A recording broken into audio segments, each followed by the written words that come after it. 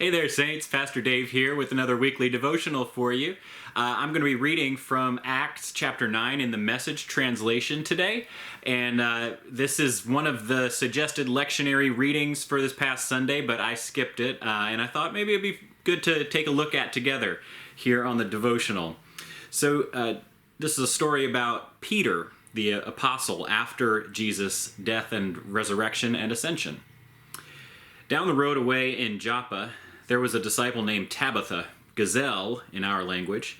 She was well known for doing good and helping out. During the time Peter was in the area, she became sick and died.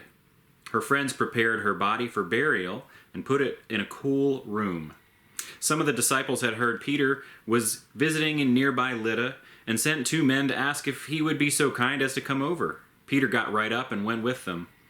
They took him into the room where Tabitha's body was laid out. Her old friends, most of them widows, were in the room mourning. They showed Peter pieces of clothing the Gazelle had made them while she was with them. Peter put the widows all out of the room. He knelt and prayed. Then he spoke directly to the body. "Tabitha, get up." She opened her eyes. When she saw Peter, she sat up. He took her hand and helped her up. Then he called in the believers and widows and presented her to them alive. When this became known all over Joppa, many put their trust in the Master. Peter stayed on a long time in Joppa as a guest of Simon the tanner. So, Saints, obviously this is one of the lectionary suggestions because it's a resurrection story. It's another story in the season of Easter and the theme of resurrection. And it's pretty fascinating to see what Peter is doing now after Jesus has ascended and returned to the Father in heaven. And now Peter is calling dead people back to life. That's amazing, right? And there's a moment toward the end of Jesus' earthly ministry where he tells his followers, you're going to go on and do more incredible things than what you've seen me do. I think we can forget that often when we think, Jesus had these amazing divine powers, and Jesus did these miracles. Jesus is on a whole other level from us. We forget that calling and that charge that he gave his followers, that we would go on and do even greater things through the power of the Spirit.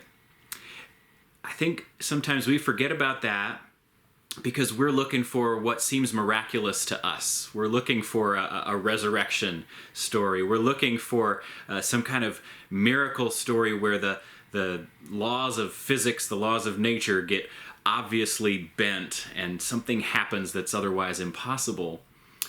But I wonder if we thought about it in a different way. There are things that we could do that seem utterly mundane to us now that would be miraculous to Jesus or to Peter, to people in that time. The way that we can share the good news with mass media, we can reach thousands or millions at a time in a way that they never could.